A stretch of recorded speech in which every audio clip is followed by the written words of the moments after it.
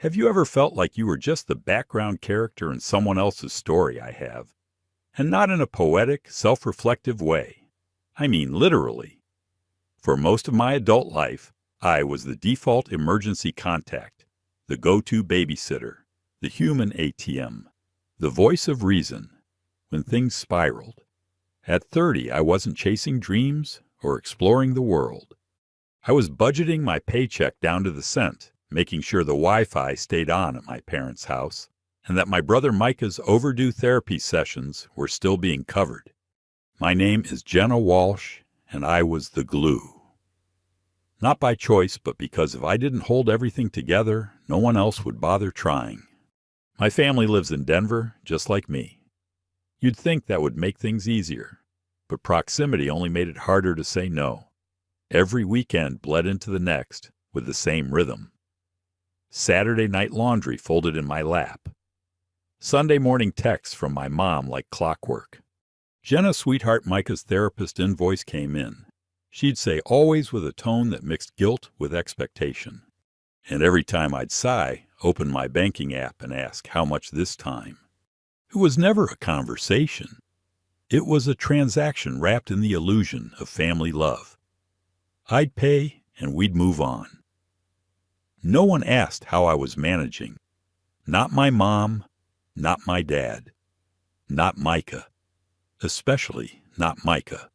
Micah, 4 years older than me, was going through what my parents like to call a rough patch, though permanent detour might have been more accurate.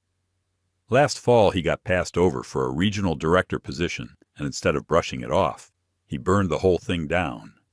I still remember that night sitting across from him in my tiny apartment. They gave it to Kevin. He ranted, pacing like a caged animal. "Kevin, can you believe it?" "Maybe you could talk to someone," I offered, cautious. "I quit," he said, slamming his phone onto my kitchen table. "Told them to shove it." He left with no plan, no savings, no fallback. And in the months that followed, he rejected every job opportunity that didn't fit his exact criteria. Remote, flexible hours, stock options, and a collaborative culture. Whatever that meant. Meanwhile, I picked up freelance gigs and overtime hours at the digital branding agency I worked for, just to keep our parents from defaulting on their mortgage and Micah in weekly therapy. People think carrying your family makes you strong, but when that weight is dumped on you without consent, it doesn't feel like strength. It feels like drowning quietly while everyone above you smiles and says, "She's doing great." That was my life until I snapped. Or maybe cracked is a better word. It started innocently, like most breaking points do. I was scrolling through old emails late one night, looking for a receipt, and found a folder I hadn't opened in years. Rome dreams I'd made it in college. Inside were clippings of places I wanted to visit, links to food tours, photos of the Trevi Fountain, and notes about how to say thank you in Italian. I was 20. Then bright-eyed, stupid maybe, but hopeful. That folder sparked something, a flicker, the idea of a trip. Not just a weekend off, but a real escape. A chance to feel something other than tired. Rome, that was the dream. And for once I didn't want to go alone. I thought maybe if I brought my parents, we could actually share something good. Maybe we could build a memory that didn't involve arguments over finances or guilt-laced obligations. I even planned the perfect itinerary. A boutique hotel in Trastevere. A cheese-tasting tour for my mom. A wine-tasting afternoon for my dad. I booked everything. Paid for it all. Every last reservation, down to the airport transfer. It felt good. Like hope in spreadsheet form. The morning of our departure, I had a final client meeting before heading straight to the airport. I remember adjusting the heat in my car, humming to a jazz playlist, picturing my parents on a cobbled street smiling in the golden light of Italy. Then impact. A crash metal silence. When I woke up in the hospital, every part of my body hurt. But what hurt the most wasn't physical. It was when my mom walked into the room, looked at my stitched ribs and bruised arms, and said, Don't worry about the trip, sweetheart. We're still going. We're taking Micah instead. The tickets I bought. The dream I built. The one thing I thought might bring us together, handed off like a party favor. To the brother who had given nothing and expected everything. I stared at them stunned. They smiled like they were doing me a favor. We'll send pictures, Mom said, her hand already on the door. And just like that, they were gone. That was the moment something in me broke for good. Lying in that hospital bed, watching the door close behind them, I realized something I had always feared was true. I was never the main character in their lives. I was just the support staff, the fixer, the wallet, the background character, who made sure the story moved along for everyone else. So I chose something radical. I chose me. The first few days after I got home from the hospital were quiet, unnervingly quiet. No angry texts, no phone calls, just silence, like they were giving me space, or more likely waiting me out. I spent most of my time in bed, sipping lukewarm tea and scrolling through job emails. I didn't have the energy to answer. My physical wounds were healing slowly, but the emotional ones were another story. Every time I closed my eyes, I saw the look on my mother's face as she told me they were going ahead with the trip. That look of fake sympathy, coated in condescension, like I was a child, throwing a tantrum, not a woman recovering from a car crash. Then 4 days after I was discharged, my phone buzzed. Family meeting. Sunday, 6 p.m. Our place important. That was it. From Mom. No greeting. No context. I stared at the message for a long time. I knew better than to think it was about my recovery. But curiosity and admittedly old habits made me go. I showed up right on time, dressed in jeans and a hoodie. No makeup, no effort. Let them see the exhaustion. Micah opened the door. "You look better," he said, stepping aside. I wasn't fishing for compliments. Mom was already seated at the dining table, tapping away at her tablet. Dad stood near the window, sipping from a mug, eyes darting like he wanted to be anywhere else.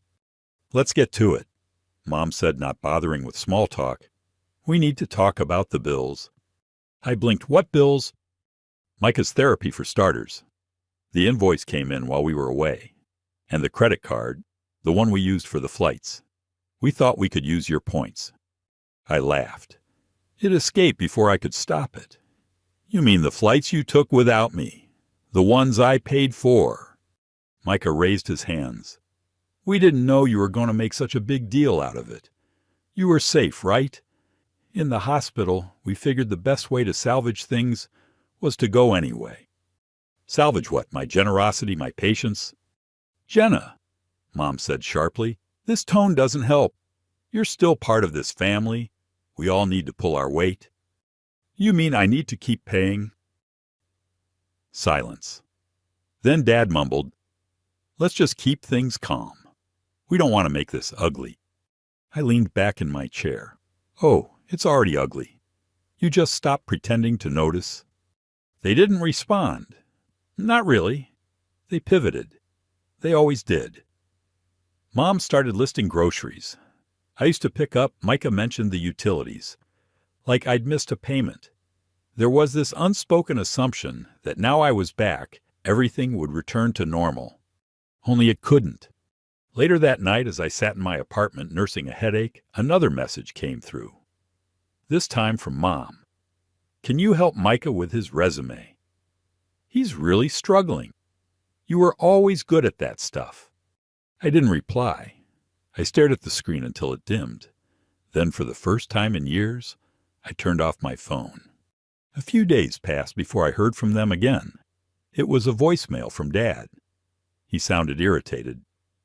"Your mother's upset. Micah says you haven't answered him. This attitude of yours, it's not like you.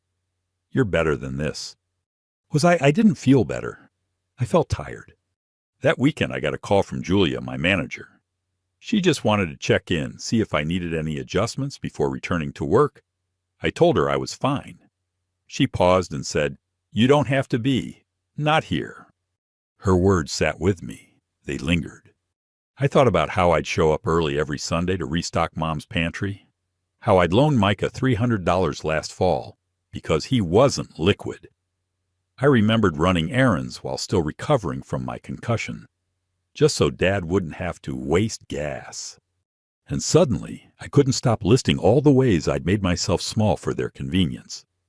The next time Mom texted, asking if I could swing by and look at the fridge it's leaking again, I replied with 4 words, "I'm not available, sorry." No follow-up, no explanation. That evening, I put on soft music, ordered takeout, and read a book I hadn't touched in months. No requests, no invoices, just quiet. It didn't fix everything, but it was a start.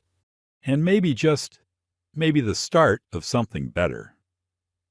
It was a rainy Thursday when I hit my limit. It had been 2 weeks since I left the hospital.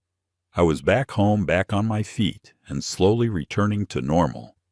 If normal meant a smaller appetite, more cautious steps, and an inbox stacked with guilt-flavored messages. Mom had sent a passive-aggressive email about the insurance copay on Micah's therapy, and how if I had time to travel the world, surely I had time to log in and pay it. Micah texted me the same day Wi-Fi got cut. "Can you handle it?" No question mark, not even a greeting.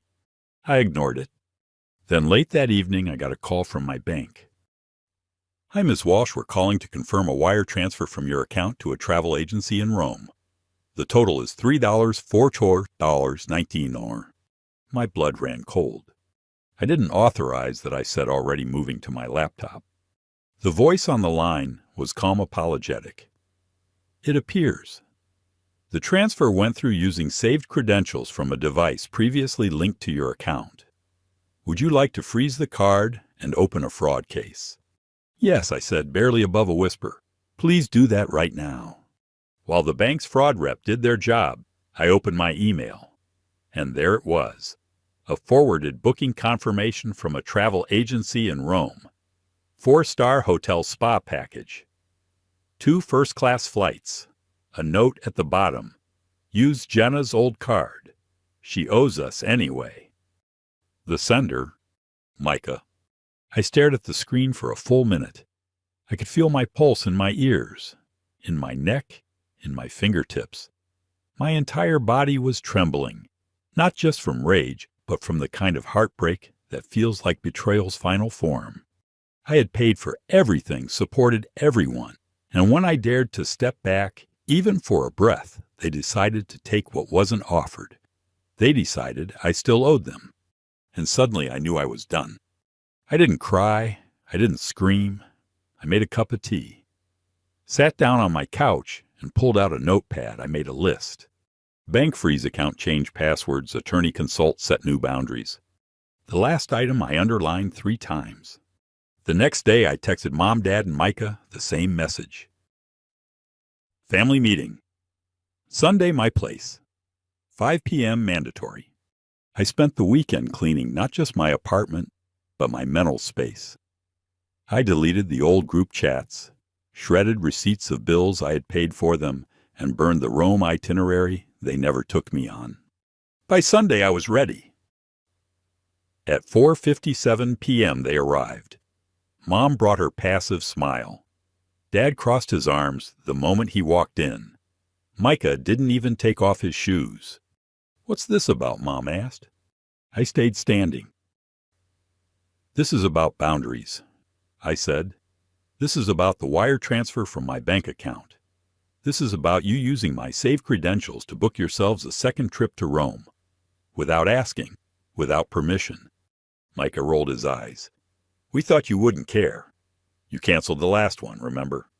"You mean the one I canceled from a hospital bed?" I said, my voice cutting through the room. "The one you left me behind for." No one said anything. I walked to the table and handed each of them a typed letter. "What's this?" Dad muttered. "A formal cease and desist," I said. "Prepared by my attorney. Effective immediately. You are not permitted to use my financial information access, my accounts, or request money under false pretenses. Any violation will result in legal action." Mom's face paled. "You're threatening your own family." No, I said calmly. I'm protecting myself from the people who claim to be family while treating me like an ATM. You're blowing this way out of proportion, Micah barked. No, I'm finally seeing it. For what it is, I snapped. You didn't just take money. You took advantage. And I'm done pretending. It's okay. Mom stepped forward, tears in her eyes. We didn't mean to hurt you. But you did, I said. And whether you meant to or not doesn't erase the damage. There was a long silence. Then I added, From now on, I'm not the fixer. I'm not the bank, and I'm not your backup plan. Dad tried to speak, but I cut him off. You have until next week to repay what you took. If I don't see the funds returned, I'll file fraud charges. Micah laughed bitterly. You'd actually take your own brother to court. I stared him down. You left me in a hospital bed to drink wine in another country. You used my money to do it. So yes, I would. They left not long after. No shouting, just tension so thick it wrapped around the walls. When the door finally shut, I leaned against it and exhaled. The silence afterward wasn't hollow. It was clean. Not broken. Just finally mine. The silence after my words hit them was heavy. My mother's face, once tightly strung with righteous anger, cracked. Not from understanding, from disbelief. You don't mean that, she said quietly, stepping forward. You're upset you're tired, but you don't mean to cut us out of your life over a misunderstanding. I stood still. My fingers twitched against my side. It wasn't a misunderstanding. It was a pattern. And you finally crossed the line. Micah let out a sharp laugh, humorless. So what now, Jenna? You think you're better than us because you stood up for yourself once, after everything we've done for you. I cut him off, voice low but steady. You mean after everything I've done for you, for both of you. Dad, who had been silent through most of this, finally spoke. You always were dramatic. That stung more than it should have. Not because it was true, but because it was how they'd always dismissed me, reduced me to emotional. The second I challenged the script. I didn't cry, I didn't scream. I just nodded once and stepped aside from the doorway. You can go now, I said. We're your family, Mom hissed, her voice trembling. You don't just throw that away. No, I said softly. You did. The second you chose convenience over care. Micah muttered something I didn't catch, but the door closed behind them a moment later. I locked it. Then I leaned against it, breath shaking, the adrenaline wearing off. For a minute I felt hollow, emptied out by the weight of what I'd just done. But beneath the ache, something else stirred relief. Not the kind you celebrate with champagne or a good cry. The kind that comes from knowing you finally stopped betraying yourself to keep others comfortable. I didn't sleep that night. Not really. My body was exhausted, but my mind kept replaying everything, the look in my mom's eyes, the scorn in Micah's voice, the way Dad barely flinched. The next morning, my inbox was filled with unread messages. From my aunt, my cousin, even one from my father that simply read, Fix this. I didn't. Instead, I poured myself a cup of coffee and opened the spreadsheet I had once made for their vacation. I deleted it row by row, then I opened a new document titled Jenna's Next Chapter. I didn't know exactly what it would hold, but I knew it wouldn't involve begging anyone to value me. Later that week, I reached out to Carmen. Can we meet? I think I finally know what I want to do. We met at a tiny cafe with bad lighting, but great coffee. I told her everything. She didn't blink, just sipped her drink and nodded like she'd been waiting for this version of me to finally arrive. Want help planning your trip, she asked. Yes, I said, but not just the trip, everything. We got to work. She helped me look at flights, research small towns in Europe, where the cost of living was manageable, and even connected me with a friend who worked in remote content strategy. By the time spring came, I'd filed a leave of absence with my company and sublet my apartment. It felt like jumping without a net, but for the first time the fall felt like freedom. Sometimes at night, I still thought about them. I wondered if they missed me, if they regretted anything. But those thoughts passed like weather, brief, distant, and no longer defining. My friends, the ones who stayed, sent me off with a small gathering. No grand speeches, just hugs, laughter, and a toast. Carmen insisted on giving. To Jenna, she said, raising her glass, for finally choosing the one person who's always deserved her loyalty herself. That night I went home, zipped up my suitcase, and taped a note to the fridge in case I ever returned. No more fixing what didn't break you. And with that I left, not just Denver.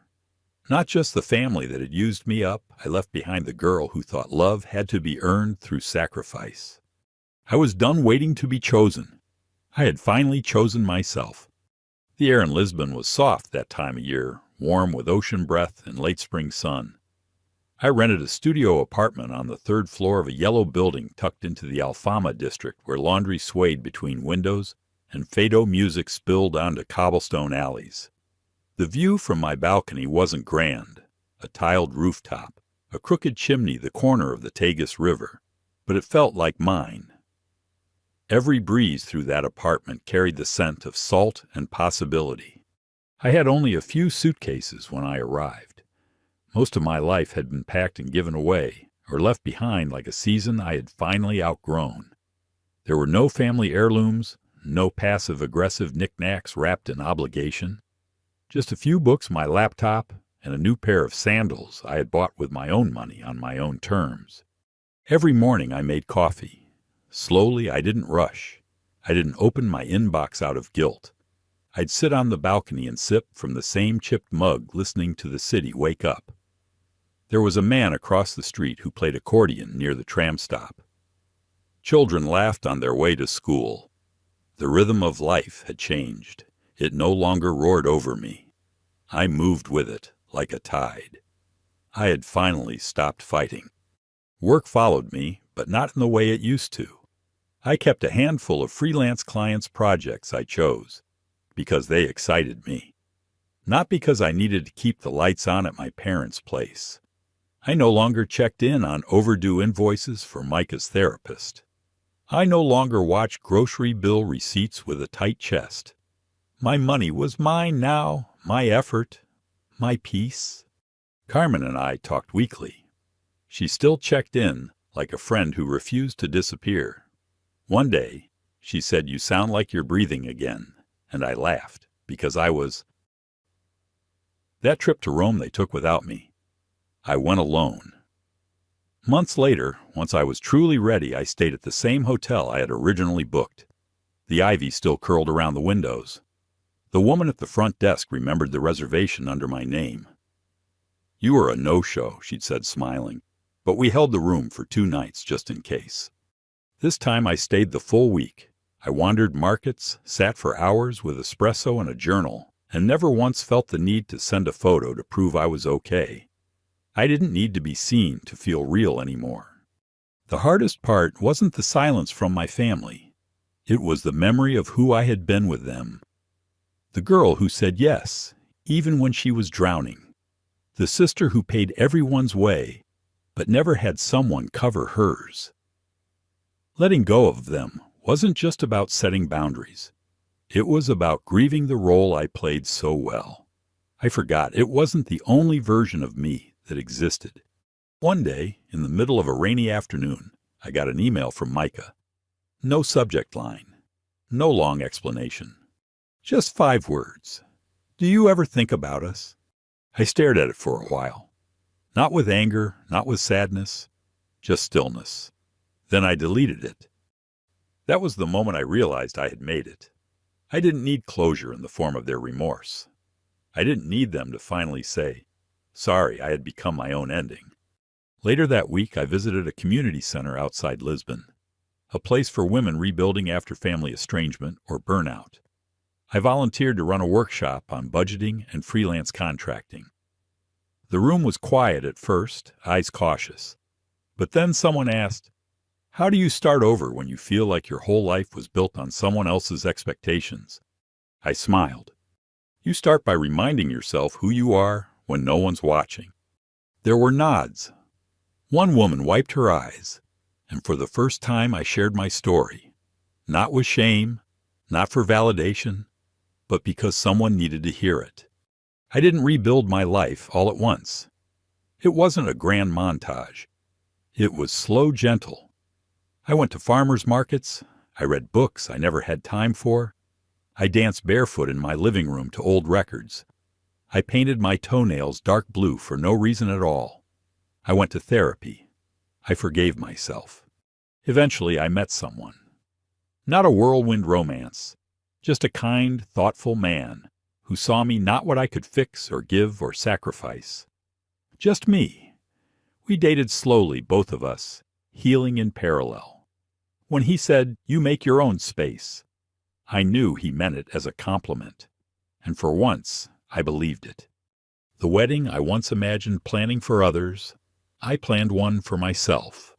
Small, coastal. No RSVP envelopes addressed to guilt. Just a handful of people who knew my story and loved me. Not despite it, but because of it. I didn't invite my parents. I didn't need to. My mother tried once more, sent a letter through an old friend. Inside were clippings from a family album and a line scribbled in her handwriting. "You always were the strong one. We just didn't know how to see it."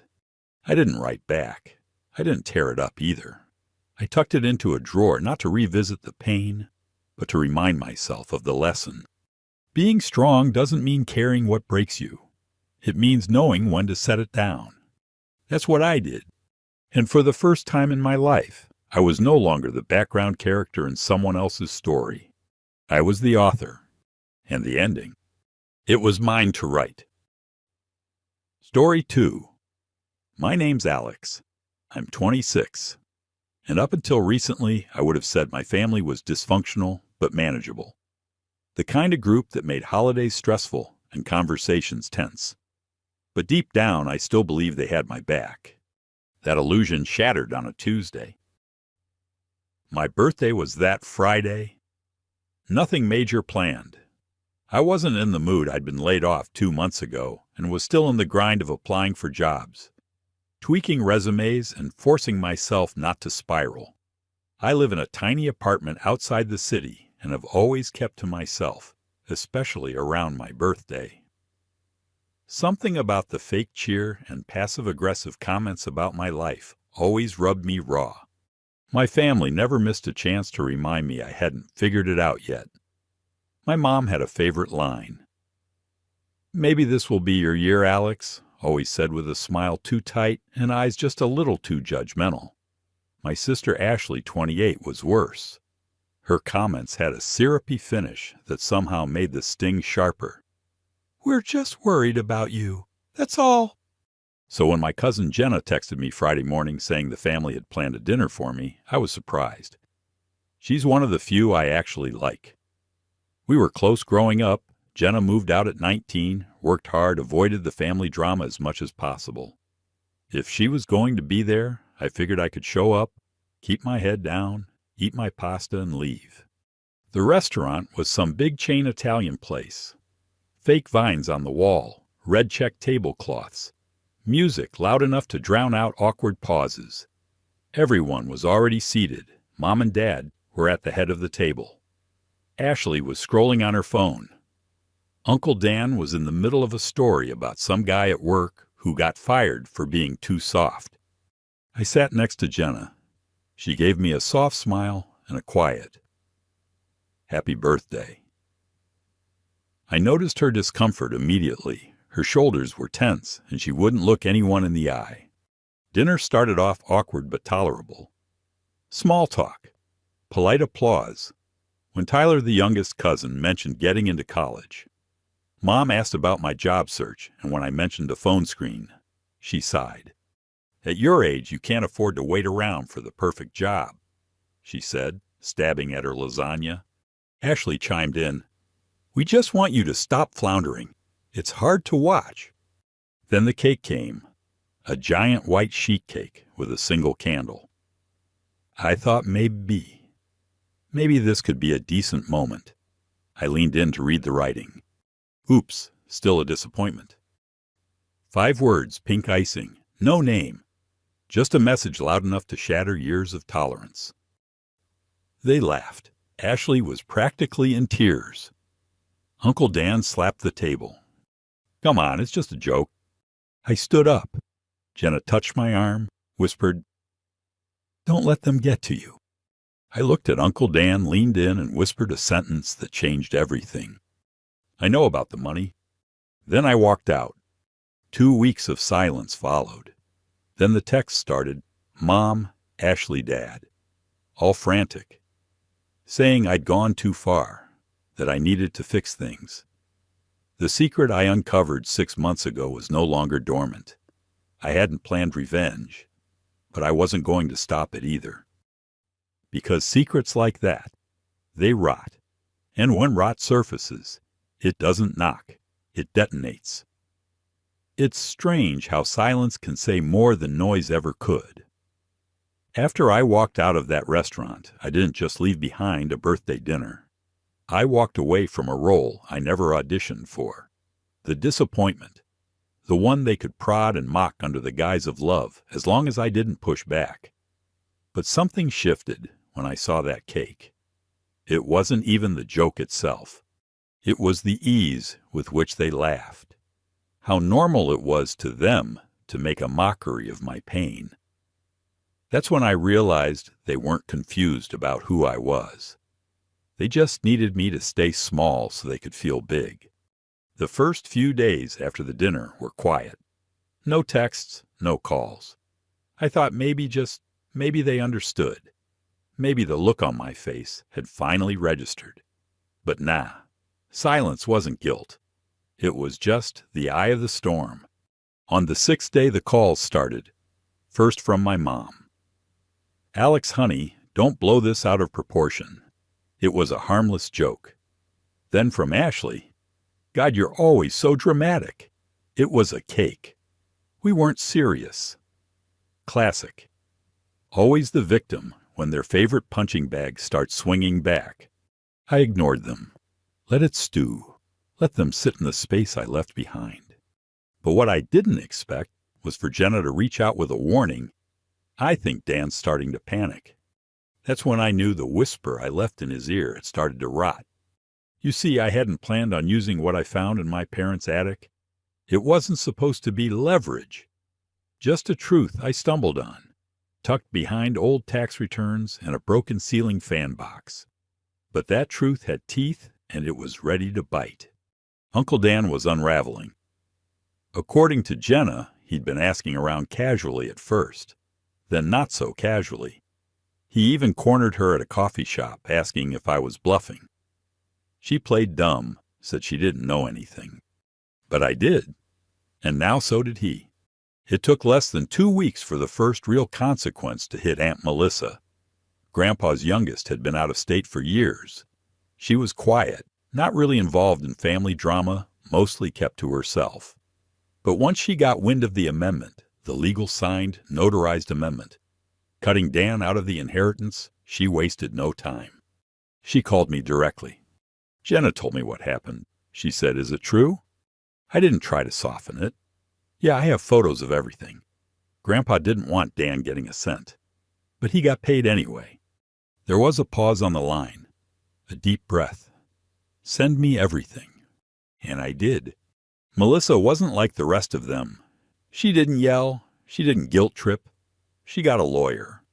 Meanwhile, the family group chat, which I hadn't checked in over a year, lit up like wildfire.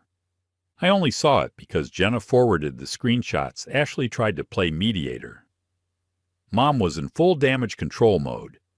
Dan stayed quiet, but his silence said enough. They knew, or worse, they'd always known.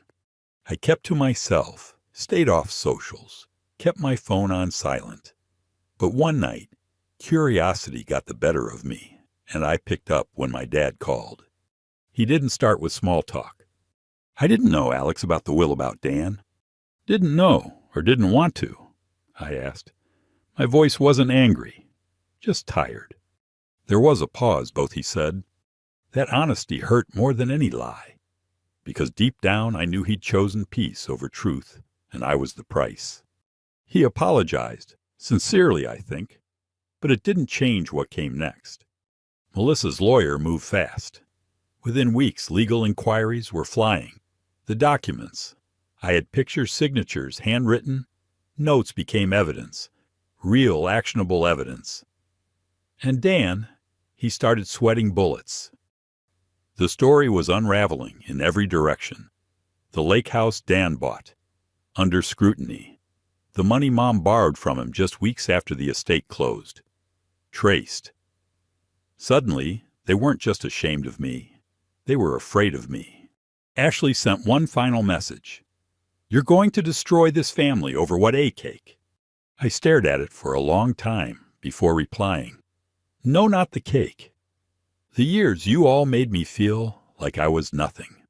The cake was just the icing." That shut her up. In the middle of it all, something surprising happened. I started feeling lighter. Not because I was getting revenge, but because I was finally free from needing their approval. I didn't need to be liked by people who only loved me when I was useful. I focused on myself, applied for jobs, took interviews seriously again, got back into therapy. And when I finally landed a role at a small but rising tech firm, I celebrated alone, with a slice of store-bought chocolate cake and no writing on top. For the first time in a long time, that silence around me didn't feel like loneliness. It felt like space, like possibility. But the silence wouldn't last, because soon the court dates would begin, and everything they buried was about to see daylight. The day of the hearing, the sky hung low and heavy. One of those gray mornings where the light is dull, and everything feels like it's holding its breath. I sat on a bench outside the courthouse with Jenna beside me, a coffee in her hands, both of us watching people shuffle in and out of the building like ants with briefcases. "I still can't believe you actually went through with it," she said, not accusing, more in awe. I shrugged. I didn't start this. I just stopped ignoring it. Inside the courtroom was colder than the air outside. My mom sat 2 rows up next to Dan. Both looked like they hadn't slept in days. Dan had lost weight. His suit hung loose on him. Mom's lips were thin and pale, fingers white from gripping the handle of her purse. She didn't look at me, not once. Melissa sat a few rows behind, calm and collected. Her lawyer, a quiet man with sharp eyes, stood tall when the judge entered and wasted no time presenting the amendment. My photos. The original signed documents. Dates bank transfers. A timeline that told the story better than I ever could. Dan's lawyer tried to spin it. Miscommunication, unintentional oversight, questionable mental state of the deceased. But it was all smoke, and the paper trail was fire. When it was my turn to speak, I didn't grandstand. I didn't throw punches. I just told the truth. How I found the folder. How I recognized the handwriting. How I took pictures and stayed quiet until the cake. Until that moment told me everything I already knew about how they saw me. They didn't just ignore the will. I said they erased a man's final words because it didn't fit their comfort. The room went still. The judge asked a few questions. Dan didn't even try to meet my eyes. Mom finally looked up once, but I couldn't read her expression.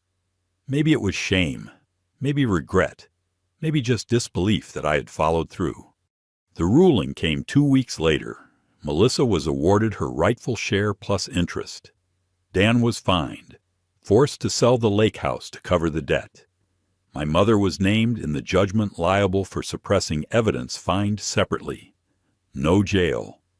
But her reputation, the one she cared so much about, was bruised and bleeding. The fallout wasn't dramatic. There were no screaming matches or teary pleas. Just silence, the kind that follows a fire when the smoke's cleared. But everything still smells of ruin. Ashley posted one last cryptic story. Something about betrayal and snakes, but no one bit. The family. The ones who once joked at my expense now kept their distance. No more group chat invites, no birthday dinners, no holiday guilt trips. And I didn't miss any of it. Dad reached out careful, like stepping across thin ice. said he didn't know what he was doing. All those years, said he let Mom take the lead, because she always seemed to know where she was going. But it turns out he admitted she was just louder, not wiser. I forgave him, not because I owed it to him, but because I needed to let go of that weight. I moved to a quieter part of town, took the job at the tech firm. The first few months I barely spoke to anyone outside work, but the peace. It wasn't lonely, it was healing. I started running again, cooking for myself, laughing out loud in my own apartment. Sometimes just at a stupid meme Jenna sent me. She stayed close, closer than ever. Said once while we were drinking coffee on my fire escape, "You know, for what it's worth, I think you saved more than just Grandpa's memory. You saved yourself." And she was right. For my next birthday, she showed up with a cake. Chocolate. No message on top. Just candles and the kind of smile that says, "This one's just for you." I didn't blow them out right away. I let the flames flicker a bit longer. Held the moment. Because sometimes you have to watch it all burn down to feel the warmth of what comes after. That's what this was. Not revenge, not justice, just truth. Finally standing up straight. A story rewritten. A chapter closed. And a life my life finally moving forward. Not perfect, but mine. And that I'll never apologize for. Story 3. "You could pay off your brother's debt," my dad said after demanding I sell my apartment. "No," I said simply. 8 months later, they tried to sue me. I'm Jesse. I'm 30. And for as long as I can remember, I've been the fallback plan. The emergency fund. The emotional sponge in my family. My younger brother Adam, 28, has always been the golden child. And I, the responsible one, the one who did what was expected, who put her head down and worked, who got punished with silence for asking for too much and guilt-tripped for doing too little. The imbalance started young. My 10th birthday party was canceled because Adam had a baseball game. No apologies, no makeup celebration. I sat on the bleachers watching people cheer for him while no one remembered me. When I turned 16, I asked for driving lessons. My parents said they couldn't afford it. 3 months later, Adam got a used car for his 14th birthday, just to be ready for when he turned 16. That was the pattern I earned. Scholarships, juggled 3 jobs, and graduated on time. Adam dropped out of 4 schools before graduating at 24 with a degree, and a dozen stories about spring break in Cancun. My parents funded every last detour. I scraped and saved for years, living with roommates, taking on freelance gigs on weekends. 3 years ago, I bought a modest 1-bedroom apartment. It's not flashy, but it's mine. Paid in full. My name on the deed. All the while, I still sent $1 to $200 a month to my parents, because they needed help. Even though my dad still worked, and they always had money for Adam's business schemes, a failed bar, a non-existent app. Now crypto. He lives in a high-rise and drives a BMW. The only person in my family who ever made me feel seen was Aunt Caroline, my mom's sister. She remembered my birthday. She called just to talk. She asked about me, not just whether I could help someone else. So when my mom texted to say they were planning a family dinner for my birthday, I was suspicious. But hopeful. I bought a new dress, told myself maybe this time would be different. It wasn't. The cake was store-bought. No candles, Adam wasn't there. Strange. Dinner was awkward. Lots of glances exchanged between my parents. Then my dad cleared his throat, put on his pitch voice. "Jesse, you've always been so responsible. Our rock." Mom nodded, "Which is why we know you'll help Adam." Apparently, Adam had borrowed money from investors, $200,000. They were now threatening legal action. "Your apartment's gone up in value." Dad said, "If you sell, you could pay off Adam's debt and still afford a smaller place." I stared fork halfway to my mouth. What about Adam's car? His apartment? His watches? I asked. Mom waved it off. He needs to maintain appearances. Family helps family, Dad said. Adam would do it for you, Mom added. I laughed. Actually laughed. No, I said, I'm not selling my home. The air went cold. After everything we've done for you, Mom snapped. What exactly have you done for me? I asked. I listed it. The jobs, the scholarship, the years of payments. Dad stood. If you won't help your brother, you're not part of this family. It was like being 11 again when they skipped my honor roll ceremony because Adam needed help with a project. Then I guess I don't have a family anymore, I said. I walked out, sat in my car shaking, called Aunt Caroline. They're showing you who they are. She said, now you get to choose what you do about it. For once I chose me. After I walked out of that so-called birthday dinner, things got quiet, at least for a few days. No calls, no texts, no guilt-tripping voicemails. I could almost pretend the whole night hadn't happened. But deep down I knew the silence wouldn't last. My family doesn't do quiet. They do control. And when control slips, they panic. The storm hit on a Sunday. I was curled up on the couch, coffee in hand, reading a book I had been trying to finish for weeks. For once I felt calm, no crisis to fix, no sibling disaster to bankroll, just me and the sound of rain against the window. Then my phone started vibrating. One text, then another, then a call. First it was my mom. We need to talk. Your father is very upset. Then my dad. You need to stop this nonsense. We were just trying to help your brother. Then Adam. You're selfish as hell.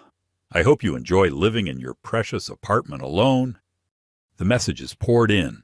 Guilt, anger, desperation, manipulation.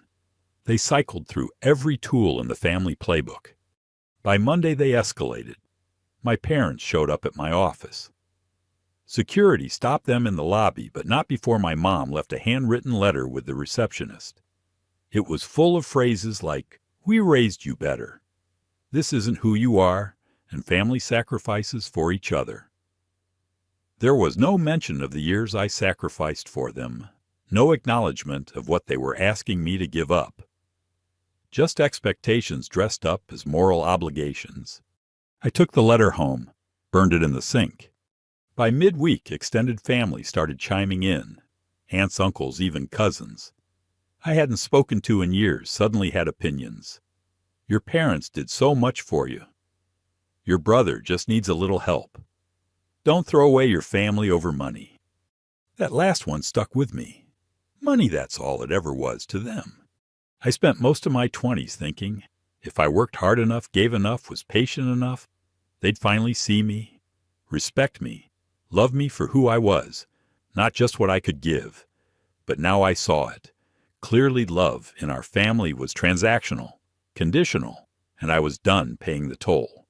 I met with my lawyer, Ms. Reynolds, again. She was calm, efficient, and completely unshocked by the mess. This is typical in families where one member becomes the financial backbone. She said, "They don't respect boundaries because you've been conditioned not to have any. But that ends now. We filed a cease and desist letter. Official language, legal formatting, but the message was simple. Back off any more harassment and we take further action." The response predictable. My father called it a betrayal. My mother called it cruel. Adam, of course, turned it into a Facebook rant claiming I was abandoning the people who built me. I stayed silent. I didn't owe them a rebuttal. For the first time, I focused on my own life. Therapy sessions became a sacred space. I picked up photography, something I used to love before it was labeled a waste of time. I started reconnecting with people who saw me as more than a support system. I even said yes to an invitation to a coworker's game night, something I'd always declined out of guilt or exhaustion. It wasn't easy. Guilt doesn't just evaporate. It lingers like fog. Sometimes I'd wake up in the middle of the night, wondering if I had gone too far. But every time I looked around at my peaceful, modest apartment, the home I built with no one's help but my own, I remembered why I said no. And then just as I thought the worst had passed, I got a certified letter. My parents were threatening to sue me, claiming that the monthly support I'd been sending them all these years wasn't help but repayment for a so-called loan they had given me after college. They wanted $50,000. I laughed. Actually laughed. They had no documents, no proof, nothing but desperation. Miss Reynolds handled it with her usual calm. She drafted a response that shredded their claim in legalese and warned them that any further false accusations would result in a countersuit. But the damage had already been done, not legally, but emotionally. This wasn't just about money. This was about erasing everything I had done for them and rewriting the story. So they were the victims. I wasn't surprised, but I was done being hurt by it. My therapist asked me a question during one session that stuck with me.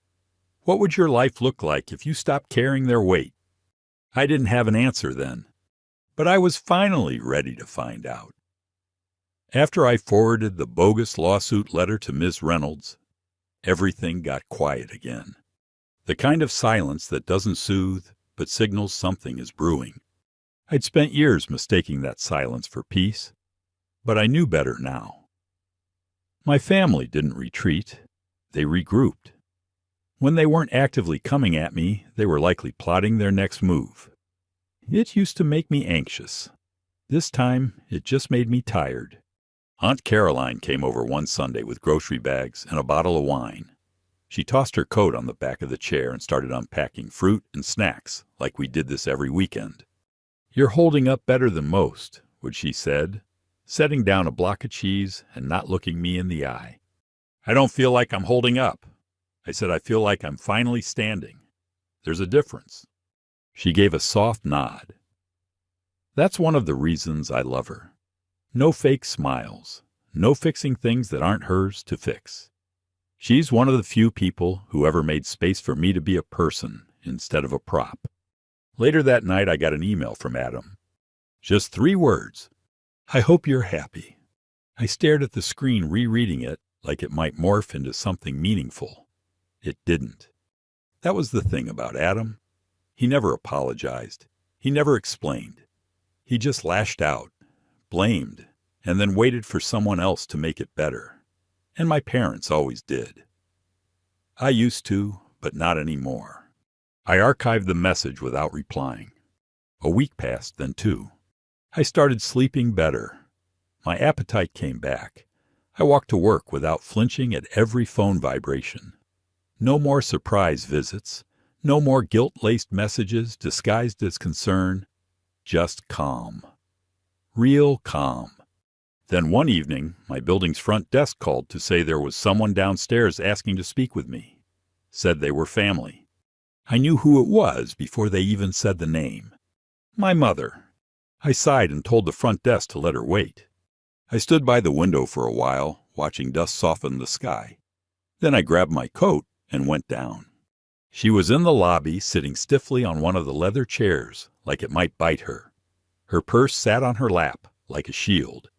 When I stepped off the elevator, she stood up too fast. A reflex. She still thought I was someone who'd run to meet her. We stood there for a few moments just looking at each other. She looked older, not in the soft aging way, in the sharp-edged way that comes from clinging to control and watching it slip away. "I don't have long," I said. She blinked like she expected me to hug her or offer coffee. But I didn't move.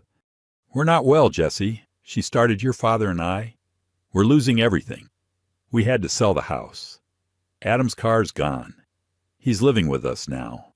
We thought maybe you could—" I held up a hand. "I know what you thought I said. That if you came in person, I'd fold. That seeing you sad would make me forget years of being invisible. You want me to rescue the people who left me behind again." She opened her mouth, then closed it. I continued. "You didn't come here to make amends. You came to collect." "That's not fair," she said. "We made mistakes, yes, but we're still your parents. Family forgives." I laughed. It came out bitter. "No," I said. Family doesn't demand blood for loyalty. You've mistaken endurance for love. You thought I'd always carry the weight, no matter how deep it cut." She looked away. That used to mean guilt. Now I knew it just meant deflection. "We're suffering, Jesse," she whispered. "Do you really want us out on the street?" I tilted my head. "You were willing to risk that for me when I said no. You sued me." "That was your father's idea," she said quickly. I didn't respond. She shifted. "You're different now." "Yes," I said, "because I finally see you clearly." And I turned and walked back toward the elevator. I didn't run. I didn't cry. I didn't flinch when she called my name. One last time, I just pressed the button and let the doors close. Back in my apartment, I made tea. Sat on the floor. Let the quiet wrap around me like a blanket I hadn't realized I missed. Later that night, I wrote one last thing in my journal before bed. They showed me who they are. I showed them who I'm not. Months passed. The false lawsuit dissolved, like Miss Reynolds predicted. They had nothing, and now everyone knew it. Word spread, not because I broadcast it, but because truth has a way of finding air. Adam faded into the background. A few mutual acquaintances told me he was still blaming everyone but himself. That didn't surprise me. What mattered is, he was no longer blaming me to my face. My parents sent a couple more emails. I didn't answer. They weren't asking for connection. They were asking for access. Eventually, they stopped. Some people call it going no contact. Others call it selfish. I call it peace. Now I live my days fully. I work hard. I rest without guilt. I've started painting again badly but joyfully. I volunteer on weekends. I teach financial literacy to teens who remind me of who I was. Before the world told me I owed it everything. Sometimes I miss the idea of family, but I don't miss mine. Because the version of family I needed never really existed. What I have now is truth boundaries and self-respect. And honestly, that's more than enough.